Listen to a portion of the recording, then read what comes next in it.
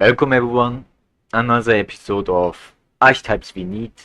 Today's archetype is Cyber Ogre, and probably asking like always why, and the exercise support can there's a fusion.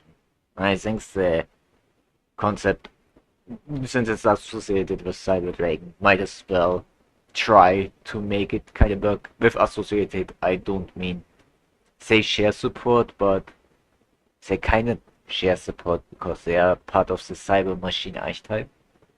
Well, there you go. And kinda rank 10 Yu-Gi-Oh! Inspired me to do this for a while. This video is not as excellently edited as his, but let's get straight into it. I don't want to make this video too long. These are the existing cards. We have Cyber Ogre. It's a hand trap. You can discard it to negate an attack involving a Cyber Ogre and then give your Cyber Ogre 2000 extra attack. A pretty bad effect.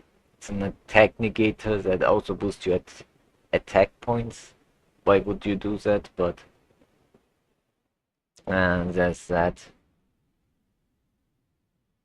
And it only works on Cyber Ogre, not a Cyber Ogre monster, just Cyber Ogre. So it's a pretty outdated card even by backend standards. You need to tribute to summon a 19 attack monster and it's just not worth it. Then you have Cyber Ogre 2. It's a fusion of two Cyber Ogre. And when this monster is fusion summoned can only be done with the above mentioned fusion materials. And when this card attacks, it gains half the attack of the attack target during damage calculation, which itself is a decent effect. Not by today's standards, but back then. If you could consistently summon this, it would be nice. There are much better monsters, obviously now, but it's still usable, I think.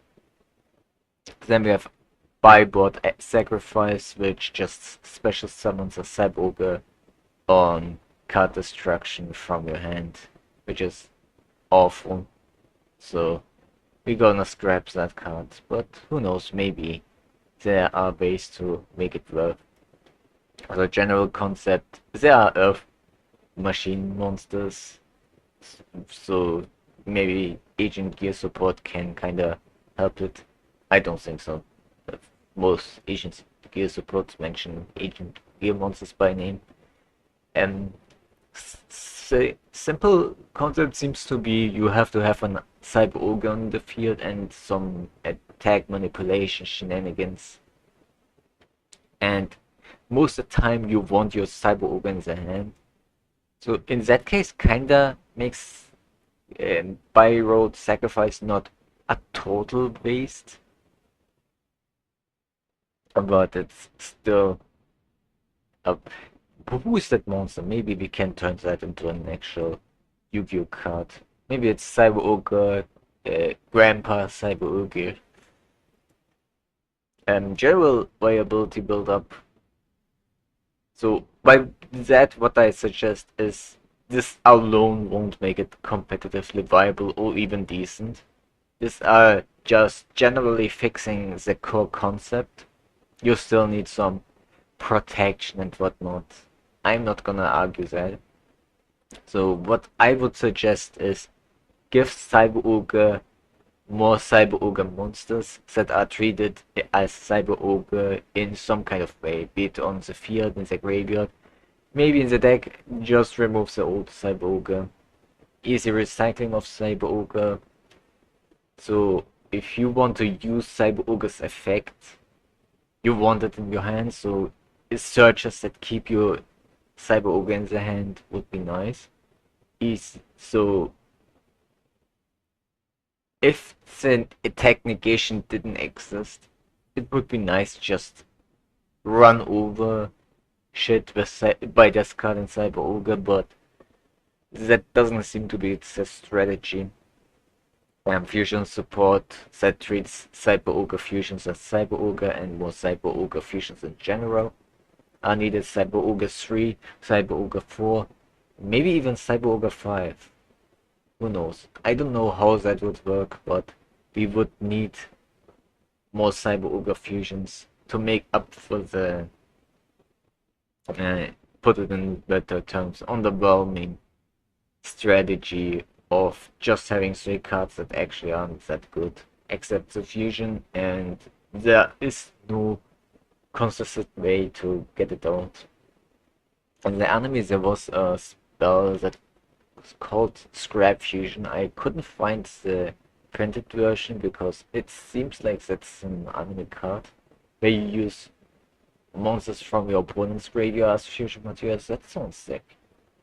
To summon a fusion monster that lists these monsters, if that's what it is, then it might there might be ways to make it completely worthless.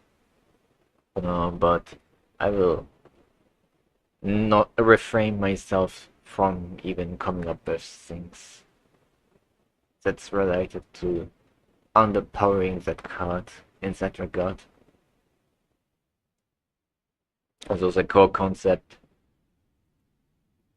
cards that turn Cyber Ogre 2 into Cyber Ogre. Opponent maybe attacks, you discard Cyber Ogre, negate attack, gets more attack, run over more shit. I don't know. But because this card's attack effect only works while it attacks, and vice versa, so it doesn't have attack protection from the other direction, from your if your opponent attacks. Only when you attack, its effect gets activated, while Cyber Ogre's effect can be activated in any way. The trap card is way too outdated even by the standards that came out. It sounds nice to have a 19 attack body on special summon on destruction, but today, even if this card were generic, where you can just summon any monster, it would still not see play, believe me. What else can be done, to be honest? Maybe cards that search this card, a field spell would generally be better. That maybe a card that makes Cyber Ogre a level 4 monster, so you can summon it without tribute, but even 19 attack, just normal summoning, it's not spectacular in a format where big bodies are just dropped, and even if they aren't big bodies, the effects are too far too good to even compare to Cyber Ogre. And so generally, new Cyber Ogre monsters are in order. Maybe that treats themselves, like I said, as Cyber Ogre to benefit from Cyber Ogre's effect and give Cyber Ogre 2 some much needed protection. But as we know, Konami, they would just scrap these 3 cards, make completely new Cyber Ogre cards that are just good. Kind of like how they did with the Metamorph cards. And what was it called? Let me think. The Horus cards, which have nothing to do with Horus the Black Flame Dragon. I hope you still enjoyed this video.